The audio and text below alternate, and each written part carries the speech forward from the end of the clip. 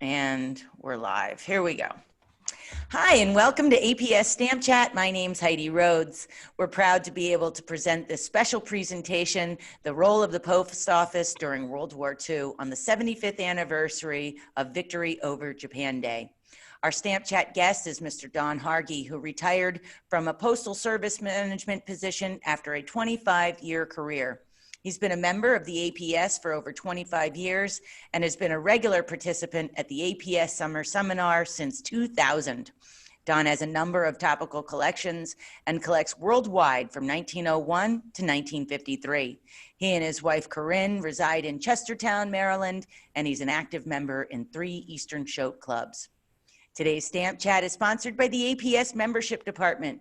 When you become a member of the American Philatelic Society, you join 134 years of fellowship in the hobby. Member benefits include a subscription to the American Philatelist, access to the American Philatelic Research Library, exclusive member-only content, and the ability to both buy and sell on Stamp Store. In addition to traditional memberships, the APS offers international and digital-only memberships. And for our collectors who are between 18 to 29 years of age, our 25 over 30 membership is just $25 per year. Visit stamps.org to join today. And with that, I invite you to enjoy today's presentation, The Role of the Post Office During World War II. Thank you, Mr. Hargy. Thank you, Heidi, and good morning. The U.S. Post Office played a critical role in maintaining morale among servicemen and citizens. This presentation explores the challenges faced by the Post Office Department in getting mail to servicemen throughout the world under wartime conditions and reviews the many roles the Post Office was involved in to support the war effort. Examples of stamps issued by the U.S. and other countries to support the war effort of the respective countries will be shown and discussed. This will be a discussion backed up by exhibits as opposed to exhibits backed up by a discussion. The presentation has 6 parts to it: pre-war activities, free mail, censorship, wartime delivery problems, prisoner of war mail, and stamps issued to support the war effort. Pre-war activities. It's a lot different today than it was in the 1940s when a person went off to war. Today, a serviceman half a world away can keep in touch with his family via cell phones and email. Today, a bomber crew can fly from the U.S., deliver their bombs a half world away, and be home for supper. World War II was a lot different. When a family member went off to war, it could be months or years before his family would see him or have real-time contact. In my family, my father served in Europe and was gone for 2.5 years. Mail service was vital into keeping the personal and family links together. At its peak, the United States had over 12 million people in the armed forces, most of whom were separated from their families, and it was the role of the Post Office to keep these links. The success of the Postal Service just didn't happen by itself. Postal authorities began thinking about the possibility of an emergency in 1938. It's becoming more and more clear that eventually the United States would be involved in the war, and the Post Office Department and the Army began putting together a workable plan. The Postmaster General named the Chief Postal Inspector to be the representative of the military. Postal regulations concerning military delivery of registered mail and registered mail were simplified. On March 19, 1939, a general agreement was reached between the Post Office Department and the War Department, which became the basis for the World War II military mail program. Remember, at that time, we did not have a Department of Defense, so the Army was the lead, and what was agreed to with the Army was extended to the Navy. This agreement gave the Army the main responsibility for the delivery of mail to military personnel, but the Postmaster General knew that if the system didn't work, the Post Office Department would get the blame. Consequently, the Post Office Department wanted the system to work, and the new system was tested with the Army during its summer 1939 maneuvers in Louisiana. The Post Office Department found it had over 1,500 employees with Reserve and National Guard commissions, and these employees were used to advise and train military personnel on how to handle the mail. The first call-up of National Guard units to serve for 1 year occurred in September 1940. During the fall of 1940, the Selective Service Act went into effect. These initial call-ups were small and enabled the Post Office Department to test out the system. The 59 induction centers were identified and the military post offices were established. Getting mail to service people soon became a major problem. While families and their friends were advised not to send letters until they received a complete address, this advice was frequently ignored and many letters with incomplete addresses were sent. In addition, soldiers were frequently transferred and their mail had to be forwarded. The decision was made to forward the mail rather than return it whenever possible. In September 1940, the United States entered into the Lend-Lease Agreement with Great Britain. This resulted in the assignment of U.S. forces outside the United States. These overseas post offices in foreign countries posed many new problems, the foremost of which was which postage rate to use. Initially, it was decided to use international rates for letters to and from these post offices in foreign countries. These rates varied considerably, depending upon which country was involved. For example, airmail to and from Newfoundland was 6 cents per ounce, while airmail to British Guiana was 30 cents per half ounce. In some Pacific areas, the rate could be as high as 70 cents per half ounce. This was far more than a listed person could afford to pay. This could be a day's pay for some enlisted personnel. This confusion over rates caused many complaints and lowered morale among the military. In December 1941, Congress approved a special airmail rate of 6 cents per ounce anywhere in the world for members of the military. This rate was extended to overseas military civilians in October 1942. In September 1939, the military had only one post office in a foreign country, the Navy base at Guantanamo in Cuba. At the end of the war, the military had post offices in over 100 countries.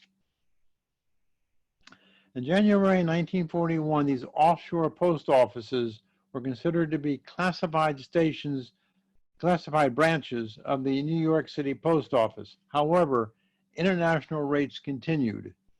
As the U.S. entered the war and the military operation became worldwide, 6 other post offices were established, providing overseas branches or APOs. And with the Navy, there were FPOs, fleet post offices. Remember, in the 1940s, we did not have a unified military, but a separate Army and a Navy. Initially, these post offices were given an identification number, and the service people put the return address, including which country they were serving in, on the return address. Here's an example of a letter from Newfoundland, in which the person in the left-hand corner had the APO, United States Post Office number 801, Newfoundland Base Command. So security was not a major problem. It stated right on the envelope where the troops were stationed. And if that wasn't sufficient for a spy to find out where the troops were, they just had to go to the post office. The post office issued in the bulletin a list of all the APOs and all their locations. After December the 7th, 1941, the numbers of these APOs were changed and the identifications were kept secret. And it wasn't until after the war that the locations were identified. Free mail. In March 1942, all service personnel anywhere in the world were given free franking for service first-class mail. They still had to pay for any extra services such as airmail. While free mail had been introduced in World War I and has been used since, World War II is the only time this privilege was extended to all service people, not just those in the war zone. So if a person was stationed in California and he was writing to his folks in New York, it was free. Auxiliary units did not get this privilege, nor did military civilian employees or military support organizations. The Women's Army Auxiliary Corps had to pay the postage. When the Women's Army Corps became the Women's Army Corps, they did not have to pay postage starting in July 1943. Free mail applied only to surface mail. Mail had to be paid at the normal rates for extra services. Absentee ballots were airmailed for free, and D-mail was free. The member was required to write the word free in the upper right-hand corner of the envelope. It's an example of a free letter. Now, the law did not specify that they wrote the word free. And initially, many entrepreneurs came out with labels that said free, and they would sell these to the service people, or they had hand stamps that would say free. Post office objected to this, especially to the labels, because they look too much like stamps. So the post office issued a directive saying that hand stamps and labels were not allowed, and the servicemen had to write the word free in the right-hand corner. You can still find envelopes that were mailed before the post office directive came out, which have labels on them. But the use of free stamps and rubber stamps were not allowed. However, President Roosevelt at one point wanted to issue a free stamp for the servicemen. In fact, he even designed a stamp, and the stamp was rather unique. It was a commemorative style stamp. It showed the United States, a map of the United States, and it had three servicemen, a sailor, an airman, and an army person on the stamp, and it said United States postage, servicemen postage free. The Post Office Department objected to this, and they said it would just be too costly. It would be a matter of security and accountability, and this is one of the few times in which President Roosevelt did not get his way with the post office. If you look at the American Stamp Dealers magazine for March 2017, there's a picture of the stamp that Mr. Roosevelt designed that was never issued. A copy of this stamp is presently in the Smithsonian Museum. Demand for 6-cent envelopes became so great that in July 1944, the post office required the entire factory output of these envelopes that would be used in the armed forces. Whoops. There we go. Over 800 million envelopes were sent overseas, and this was not sufficient in early 1945. The Post Office Department overprinted 2-cent stamped envelopes with the word 6-cent airmail. Now, I said they had to pay extra 6 cents for airmail service. This is an example of a serviceman who was stationed in the Atlantic. You can tell his fleet post office is New York, so the mail went from his ship to New York City, and because they had an airmail stamp on it, it went airmail to New Jersey. I don't think the serviceman got his 6 cents worth out of this. This example, however, the person went from a ship in the Pacific and went to the AP Fleet Post Office in San Francisco. There it went to airmail to Philadelphia, Pennsylvania. This was a good use of the 6-cent stamp. And in this envelope, the person was mailing it from New York rather, is mailing it to Arkansas, which was another example of a use of the 6 cents. The special rate of 6 cents was available from April 1942 to December 1947. It was a great morale builder. All military anywhere in the world could write home for free. It is estimated that on the average, each person would write about 6 letters per week. At its peak, this was over 15 million letters per week. Post office lost about $500 million in 1940 revenue. That would be a considerable amount of money today. Censorship. In the fall of 1941, the Post Office Department and the War Department began working together on a censorship plan should it become necessary. The Post Office had the responsibility to provide the office space, and the War Department provided the censors. In all, 16 separate censorship stations were established to censor domestic generated mail that which went overseas. Domestic mail that stayed in this country was not censored. Mail generated at troop level was censored by an appointed officer in the unit. And many times the appointed officer was able to censor his own mail. We have examples of my father sending letters to my mother in which he censored the letter himself. There were some problems with censorship. First was the culture of the post office versus the interests of the military. The culture of the post office was to secure and deliver the mail. The military was concerned with keeping secrets secret and uncovering dangers to the war effort. Post office employees were not allowed to open or read the mail. Generally, the censor had up to 48 hours to return the mail to the post office department or to declare the item to be condemned. Consequently, not all mail was censored. A watch list of priority items was established. At the unit level, there were many complaints about censorship. There were many reports of the censoring officer breaking the code of sanctity of the mails and reporting to other officers the contents of letters, and many enlisted soldiers resented that their mail was being read by people they knew. Also, the military used censorship to gauge the morale of the troops, and the censorship officers required to submit summary reports on the type of information being sent home. For example, if the troops were complaining about food service and their letters back home, the censors reported this and went up to channels so they could improve the food service.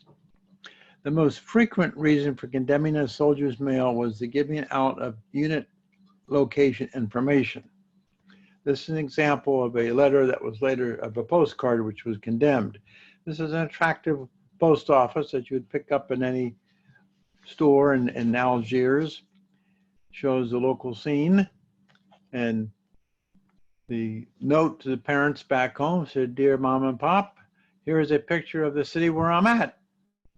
Right away giving out location. "I thought you would like to see it. This is where Charles Boyer made love to Hedy Lamarr." So if the picture itself wasn't sufficient, he pinpoints exactly where the unit is. And if you notice, the date of the postcard was December the 19th, 1942. This is about a month after the invasion of North Africa. So this information was certainly valuable information that the military was looking for in the censors. Now, when they found a letter that had this type of information, there were a couple of ways to block it out. One would be to use a magic marker and block out the offending sentences. Another would be to use a pair of scissors and cut it out. Of course, the scissors in this case would destroy the postcard. The other was just to condemn the letter or the postcard and hold it until the information was no longer a secret. In this case, the decision was made to hold the postcard until it was safe to send it forward. When was this postcard delivered? If you look down here, it's delivered on September the 17th, 1945. This was after VE Day. In fact, it was after VJ Day that they decided this information was no longer a secret. So this, I think, is a good example of excessive censorship. Letter being held certainly far longer than it needed to be held. The War Powers Act passed in December 1941 authorized the censorship of international mail only. The question arose, is mail to and from the U.S. territories to be considered domestic or international mail? Here's a letter that came from Hawaii. And if you notice, it has the censorship stamp on it. People really didn't object to Hawaiian mail being considered to be international mail. Question came out about Alaska. Alaska had a pretty good lobby in Congress, and they felt they should be domestic mail. And initially, the Alaska mail was not censored, but Japan solved the problem for us. When they invaded the Aleutian Islands, Alaska was considered to be international mail, and all mail from Alaska was also censored. Neither the Post Office Department or the military was authorized to dispose of condemned items. If they were returned to the post office, they were either delivered or returned to the sender. Items held by the military soon created a storage problem. Finally, in December 1944, Congress passed a special law allowing these condemned items to be destroyed or otherwise disposed of. Overall, censorship was a success, although only about 1% of the intercepted mail was found to contain a subversive material. However, the activities of certain foreign agents, the falsification of credentials, and information about smuggling of aliens into the country were discovered, and the effort did help keep many military secrets secret. Wartime delivery problems. There are 5 major problems associated with delivering mail during the wartime. First was decreased employees. About 15% of the post office employees went in the military, either by draft or volunteering. Many others found better paying jobs in war industries. This was a tremendous loss to the post office and valuable knowledge. This was the age before computers, and most of the work being done by the post office was memory work. And they lost a lot of memory with people leaving the post office. Increased mail. Due to the separation of families and free mail, many letters were written that otherwise would not have been written, and this increased the mass of mail. Increased cost of operations. The forwarding of mail, for example, due to unit movements. They didn't have computers, so everything had to be done manually. Loss of revenue due to the free mail. Billions of dollars were lost to the post office. And competition for transportation. The post office did not have priority on the transportation for air or trains. The military had the priority. A number of solutions were developed. One solution was the introduction in May of 1943 of the postal delivery zone number. This was a 2-digit number which was added to the top of 35 or so post offices to help in the routing of mail locally to local delivery stations. When mail came into a post office, the clerk had to memorize every address in the city to know which station delivered that particular letter. With the post office employees being greatly decreased, that memory was lost. By adding 2 digits to the address, the clerk just would take all the letters, the 2 digits, and put them in the same slot for the same station. The clerks at the station had to memorize all the addresses to know what route it went to. But if a letter came in and said Washington, D.C. 25, then it went to zone 25. The postal delivery zone was a forerunner of the zip code, which was introduced in 1963. The zip code added 3 digits at the beginning, and this was to sort outgoing mail. So on the zip code, you have the first 3 digits for outgoing mail and the last 2 digits for incoming mail. Another solution was to place restrictions on overseas mail. Advertising mail was not allowed. Newspapers were not allowed unless specifically requested or a prior subscription was issued. Christmas gifts had to be mailed during a specific period of time. For example, in 1942, the period was October the 1st to November 1st. Parcels after the closing date would be accepted only if the mailer had a letter from the post office, from the addressee rather, showing that the address had changed after the closing date. Parcels were limited by weight and size and could only contain items specifically requested by the service person. People arriving at local post offices had to send past parcels had to bring with them a letter from the addressee asking for the items which were being mailed. The local post office would then apply a postmark to the letter so that it could not be used again to send another package rather. This is the postal bulletin that issued those orders.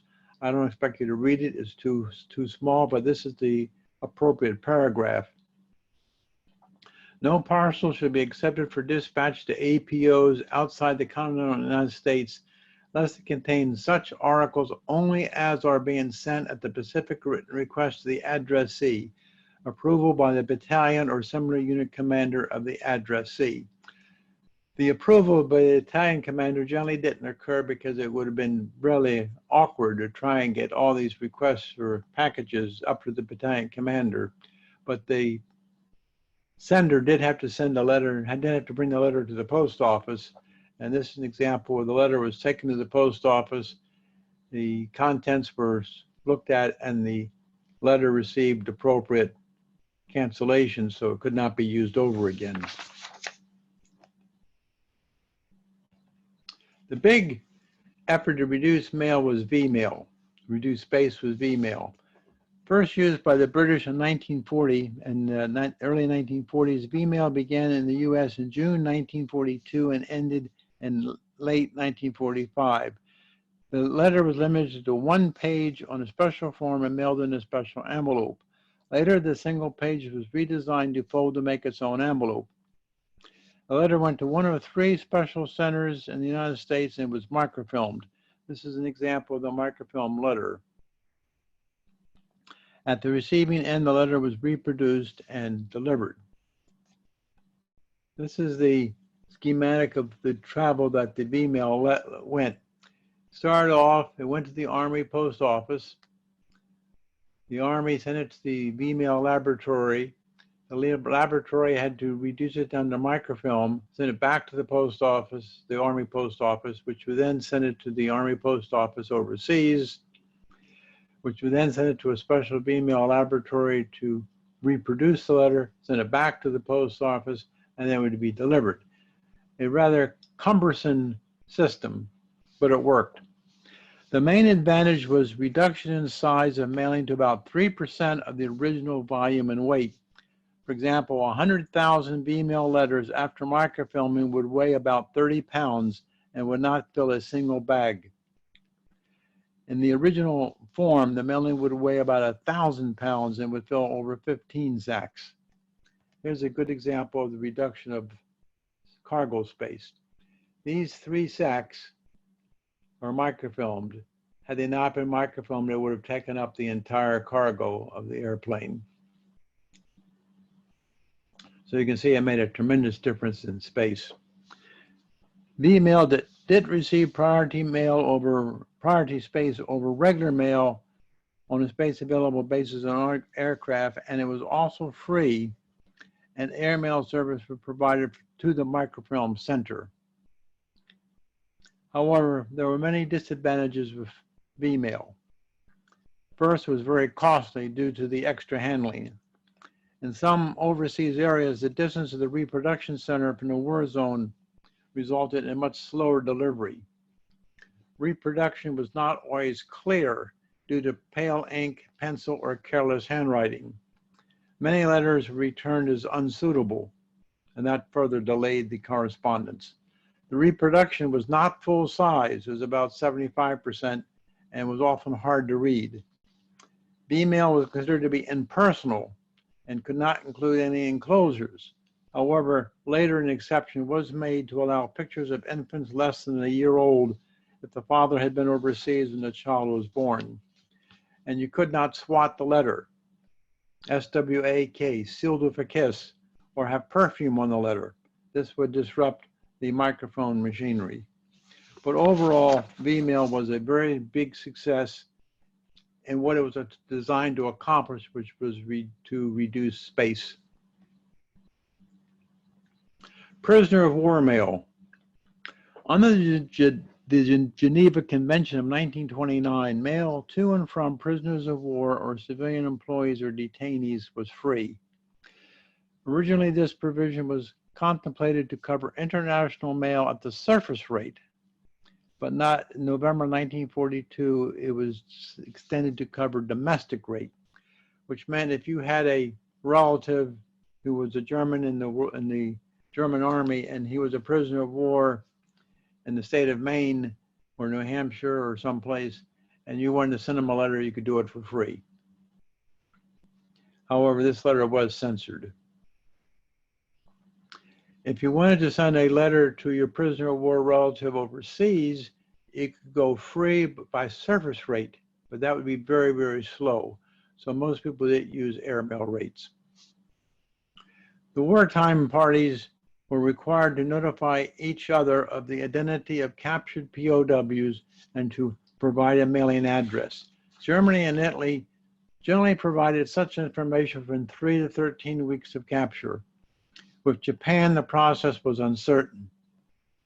The cultural system in Japan towards prisoners of war was a lot different, and also Japan was not a member of the Geneva Convention of 1929. Mail to prisoners of war in Europe was delivered under the supervision of the Swiss. Generally, it was flown to Lisbon, and the Germans transported it to Germany. Mail to POWs in the United States was generally delivered by Spain or Portugal. Mail to POWs held by Japan was spotty and generally assisted by the Soviet Union, which was neutral at that time with the war against Japan. All mail to and from POWs, including domestic mail, was censored. And since Germany would not allow patriotic endorsement on letters to U.S. prisoners of war, these letters were identified at post offices and sent to the censorship center without being canceled, so they would not get patriotic cancellations. This is an example of a patriotic cancellation which the Germans objected to. So by sending these letters to special cancellation centers, they did not get any patriotic stamps on them. Germany also objected to the use of the stamp, the Win the War stamp, and would not allow any letters that went to Germany to have the Win the War stamp. Here's an example of a letter being returned to the sender by the Postmaster of New York. It says this article bears an endorsement, slogan, postmark, or postage stamps intended to promote our war effort, which are objectionable to the German government, and consequently it will not be delivered to the addressee. The United States did not place any restrictions on German stamps. Generally, prisoners of war on both sides were limited to one letter and one postcard per week that they could send. However, very few letters were ever received from American prisoners of war under Japanese control. There were no restrictions on the number of letters which a prisoner of war could receive. Stamps issued to support the war effort. The National Defense National Defense stamp issues were issued in October 1940. 1 cent, 2 cent, 3 cent stamps were issued to generate a general consciousness on the part of the public of the existing threat to our security and to focus the attention upon the necessity for developing an adequate national defense. And these stamps temporarily replaced the 1, 2, and 3 cent Prexy stamps. After Pearl Harbor, many congressmen wanted a series of dynamic action stamps. This is a series of dynamic action stamps put out by the German government. They show troops in action and rather exciting stamps. This, I believe, was put out in 1943, if I remember correctly. And a lot of our congressmen wanted to put stamps of this nature out. This is another set of German stamps put out in 1944. President Roosevelt was opposed to this. He felt we just needed one war stamp. So the post office looked around to find out what would be a suitable war stamp. Came across this poster. This is a United States Maritime Commission poster, Ships for Victory. And I liked the design. President Roosevelt liked it, decided to redesign this poster and make a stamp out of it. And you all recognize the stamp. Of course, you don't recognize the stamp because this stamp was never issued. It was shown to President Roosevelt and he didn't like it. He said, this is a commemorative size stamp and we want a definitive stamp. So they redesigned the stamp to make it a definitive stamp rather than a commemorative stamp. And this is what we have. This was a stamp that was finally issued.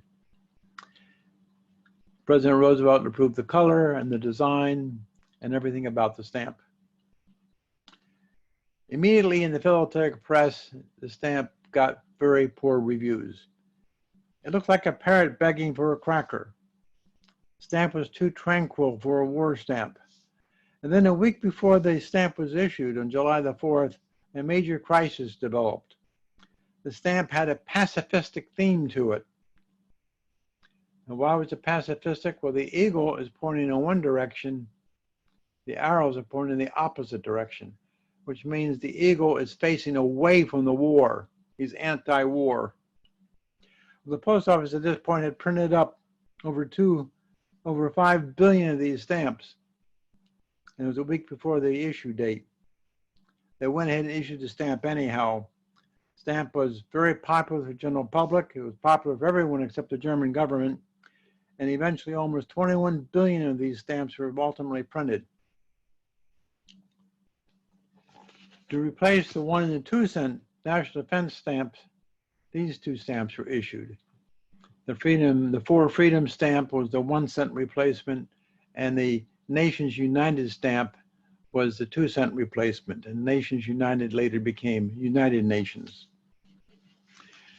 A few stamps were put out to help honor the countries that were fighting the Axis with us.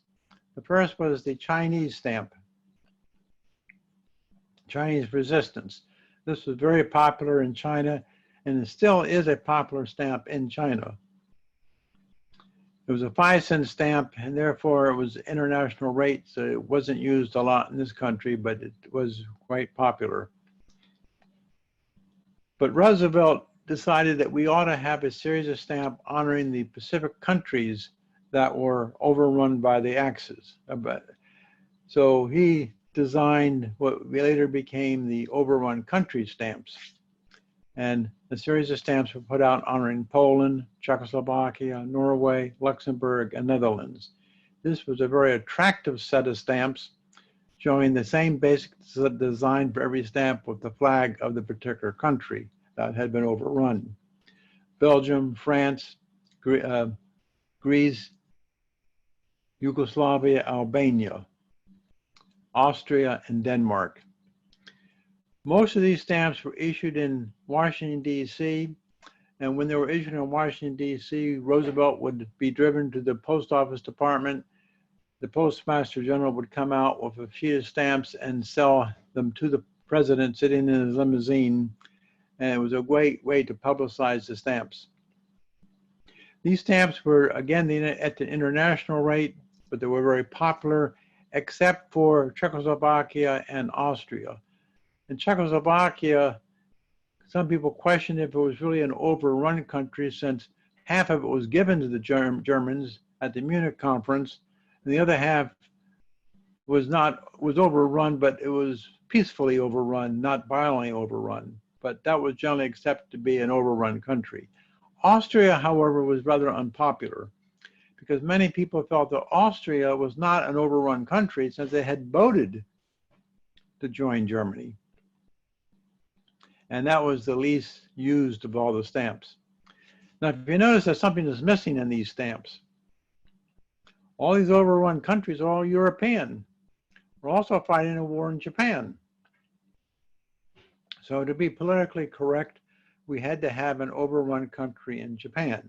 Well, we already had a Chinese stamp, and Chinese had not been overrun yet, so that didn't count. We had issued a stamp for Corregidor, but this didn't say the Philippines. It was a 3 cent stamp, and it wasn't the same design as the overrun country, so this didn't count as an overrun country. And we really didn't want to publicize the fact that the Philippines, which was a U.S. colony, had been overrun. So what was left? Well, we could use Hong Kong, but that was a British colony. We could use Indochina, that was a French colony. We could use the Dutch Indies, that was a Dutch colony. And the State Department objected to those being used because they were afraid the Japanese would claim they had been liberated and not overrun. So we had to come up with a country that had been an independent country that had been overrun by Japan. There were only 2 nominees, Thailand and Korea. Thailand quickly became disqualified because after the Japanese overran Thailand, they forced the Thailand government to declare war on the United States. We couldn't too well honor a country which had declared war on us. We did not reciprocate. Congress never declared war in Thailand, and to my knowledge, we never fought any Thai troops. But still, we couldn't use Thailand as an overrun country. That left only Korea. And the trouble with Korea is that Japan had overrun Korea in 1909. That was well before World War II started. And who was a major proponent of the Japanese taking over Korea? President Teddy Roosevelt. Well, we had to have an Asian stamp that had been overrun by Japan, so Korea satisfied, and the Korean stamp was issued. This is one of the more attractive series of US stamps, and it's still popular today.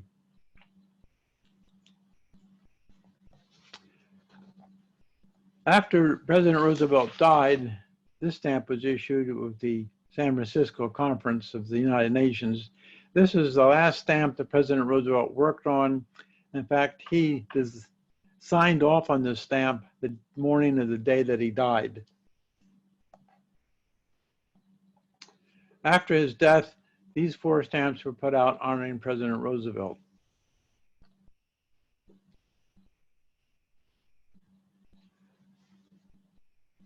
In early 1945, the Iwo Jima stamp was put out. This was taken from a picture taken by Life magazine. It was a very popular picture in this country. The soldiers that were in this particular picture were taken out of combat, flown back to the United States, and were taken all across the country to participate in war bond drives. They were very popular. And the stamp was basically issued as a war bond drive stamp honoring Iwo Jima. This violated one of the major principles of the Post Office Department. They weren't allowed to show living people on the stamp.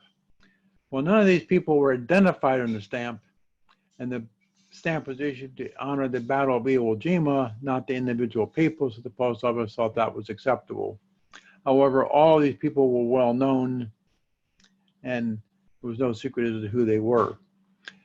This was not considered to be a Marine stamp, but everyone knew they were Marines. So the other services said, "Where is our stamp?" So the Army got its stamp, again showing live people.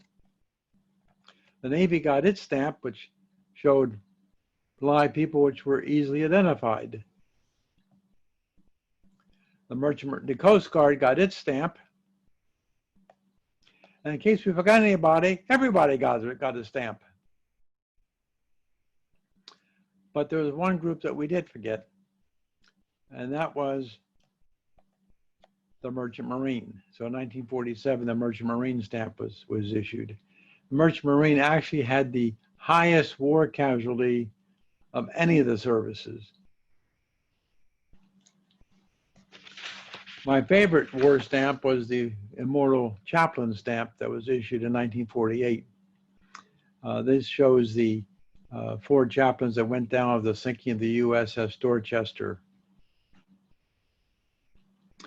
After we got into the 50s, a few other stamps like the stamp honoring General Patton was put out, a few other stamps were issued. The big issue of World War II stamps came in 1941 when we started a series of 10 stamps honoring the 50th anniversary. So in 41, 91, 92, 93, 94, 95, we issued a series of stamps honoring World War II. Another thing that was popular during the war, this is an add-on to the presentation, was patriotic covers. They were not issued by the post office, but they were issued individually, generally by philatelic groups. And you would buy the stamp or use the envelope to promote the particular interests that you were trying to promote. These were very popular, and I have just a small selection here, which I'm going to show you. Well, hopefully, my collection of patriotic covers now is about 200 or 300 of them, and I hope to put together by next year a series presentation on just patriotic covers. But this is just a sample. This one is actually listed in Scott. It's not a first day cover stamp. It's a first day of issue for the MacArthur Post Office in West Virginia. And it shows the V for victory, which was a popular theme, and the 3 dots and a dash, which is a Morse code for the letter V. V, surprisingly, was also a German symbol for victory, and it was used in their propaganda posters. They also used the V. This is a simple patriotic cover. Idle ships sinks ships. This one's a little bit more elaborate. It shows a battle ship, a factory, and tanks. Give them the tools to finish the job. This was showing the V for victory and the Morse code V. This is the whole country united. Of course, now it would have to show 50 instead of 48 ways. This is a nice series of cachets that were put out. Each cachet is different, and you would collect the whole set of them. This first one shows landing boats landing on the shores. Second one shows the U.S. warships fighting in the Pacific. Here we're showing U.S. artillery in Tunisia and U.S. tanks in North Africa. And it's turning plowshares into swords. Nice little collection of a set of cachets. This was done by an individual artist, probably some soldier someplace. Nice artwork on it. These are some cartoons, anti-fascist cartoons. In this case, both of them are anti-Mussolini, showing his exploits in Greece and Ethiopia, which were both fiascos for Mussolini. This is sort of winding the war down. Let's get on to Tokyo. Another cartoon. Dear Mom, thanks for the cookies. The one I had was fine.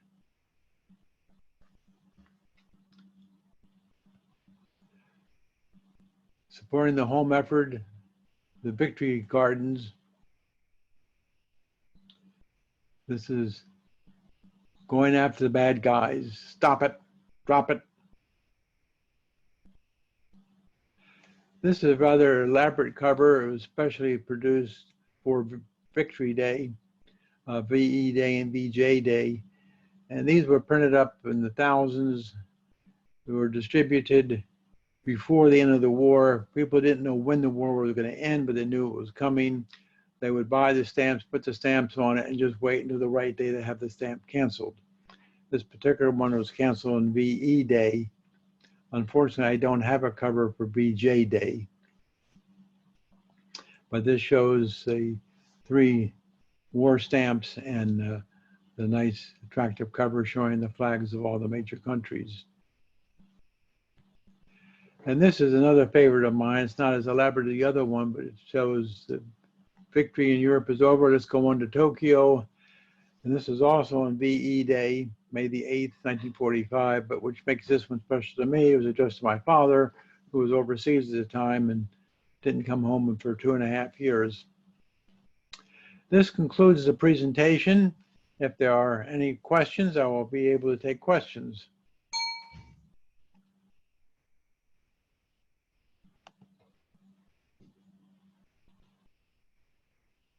Heidi, are you there? Yes, I am. Okay.